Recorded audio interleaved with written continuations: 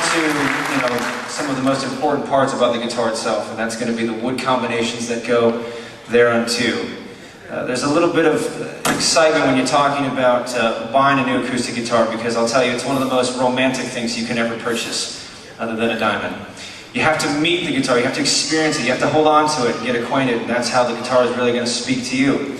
But what we want to really start to focus on is, what certain tone woods do for the player. Everybody gets home, they get their guitar, and they start doing this. Yeah, so we want to talk about mahogany first, Mike? Okay, so mahogany is a light wood. Mahogany, when we say mahogany, we mean the South American, tropical American mahogany. He's got one, it's stained deep dark red in its natural form. It's a little bit more golden. The necks on these guitars are made from mahogany too. Mahogany is the king of woods. I'm going to just tell you that right off the bat, and it got to be the king of woods over the last 300 years because of its weight, its strength, its ease of workability. Some of the finest furniture is made out of it, but when you put it in a guitar, it has a nice breathy tone. To me, it's a great guitar if you're going to play light to medium. It's not my favorite guitar if you're going to play it really hard, but a light to medium strung finger style. We usually couple it with cedar. Let's hear what that sounds like.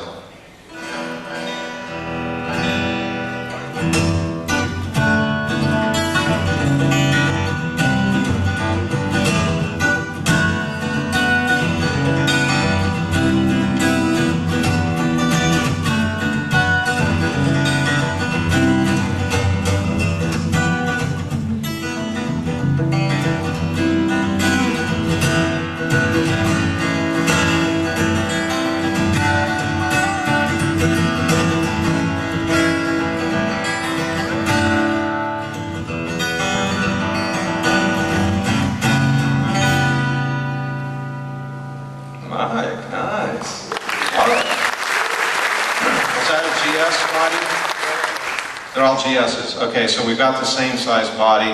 They're all the Grand Symphony. The Grand Symphony is a big, kind of bold strumming guitar. You can do finger style with it, but if you're strictly finger style, you might want to work your way into a smaller body, like a grand auditorium or even a grand concert. So that's the mahogany. It works really well with cedar, and I just want to mention that sometimes one back and side wood works really favorably with a certain top wood. Mahogany and cedar work fantastic. What do we have now? Maple. Okay, but maple's a little more scooped in the middle. A lot of us, when you think of your old graphic EQ, you just drive around in your car and do that, all the people that are my age. This guitar cuts through. It's great in a band. It's got a nice clarity to the whole thing, and it can stand a little bit more aggressive playing. The low end right off the bat.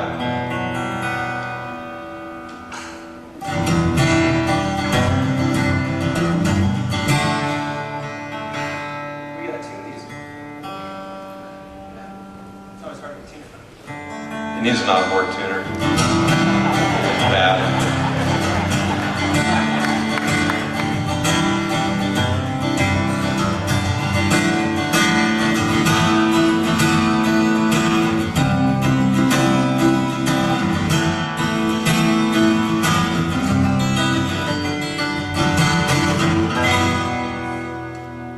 Excellent, and that's with, yeah, give me a hand.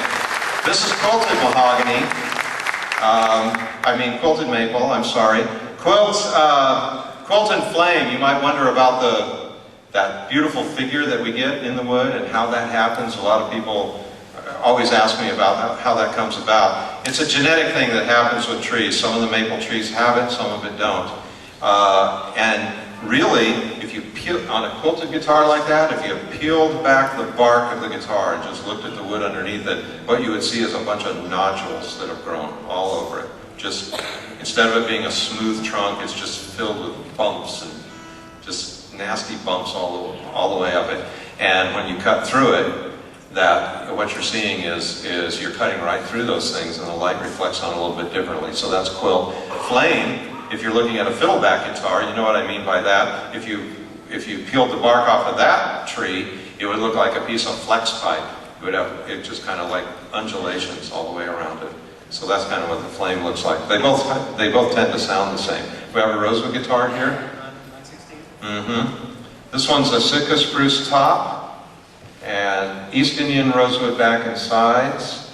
We all know that Brazilian rosewood years ago was the standard rosewood for guitars, and when it became unavailable starting in the 70s, and then there's embargoes on it, and now laws against it actually, but when it became unavailable, Indian rosewood came right into its place, and there's not really a wood to come into the place of Indian rosewood if the day comes when we don't have it. I really think that pound for pound, dollar for dollar, sound for sound, East Indian rosewood is probably the overall best guitar wood that has ever hit the planet.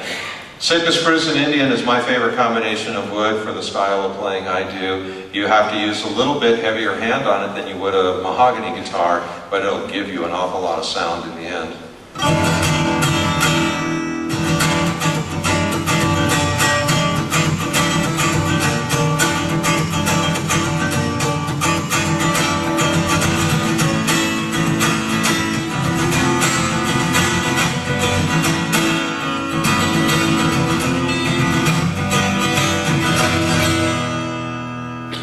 Excellent. And now, a lot of people would think of, I'm just going to toss this in when it comes to wood. Do we have a koa that we're going to play as well? Koa is just, you know, it's sort of like a, it's kind of like you had a crash with a couple of the other woods. It really is sort of a midway point between. This one actually has a koa top. You know what? I'm not even going to, is that koa or is that open koa? That's koa. Okay, I'm not even going to explain it too much because I'm going to run out of woods. I just want you to hear it.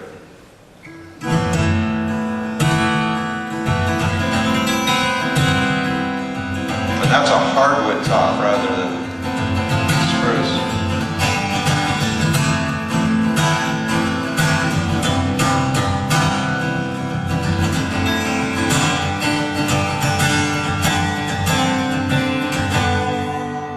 Excellent. And when we talk about tone, people tend to talk about it as, sometimes people confuse volume as tone. One might even be able to say and make an argument that volume is tone because it might change the way you play so you get a different tone out of it. But really, I don't think of volume as tone so much. But people tend to think of tone as more bass or more treble. You know, I want a guitar with more bass. Okay, that's one thing. But I want an analogy that I like to give is somebody's voice. You know, if Sheryl Crow sings a song, and, you know, Andrea Bocelli sings a song, and they both sing the Tom Waits, and they both sing the same notes, the tone is totally different. So if they both hit the same note, they're still hitting a low note, they're still hitting a high note, they're still hitting a medium note, they're singing the same notes. But the tone that comes out of their mouth is totally different because their vocal cords, the chamber, the whole thing is completely different. And so I'm usually looking for a guitar, not necessarily, gee, I want more bass or I want more treble. I'm trying to choose that guitar that each note has kind of the shape or the roundness that I'm looking for. And some guitars you can describe as sweeter, drier, wetter. You know, there's all kinds of phrases that you can use to describe these tones. As Mike said a little bit earlier, you kind of have to hear it. But there are some basics, with mahogany being kind of light, airy, maple being a little bit more compressed, rosewood being big and boomy with really kind of a lot of bass, and it has a lot of power behind it. So if you think in those terms, you got a pretty good grasp to start with.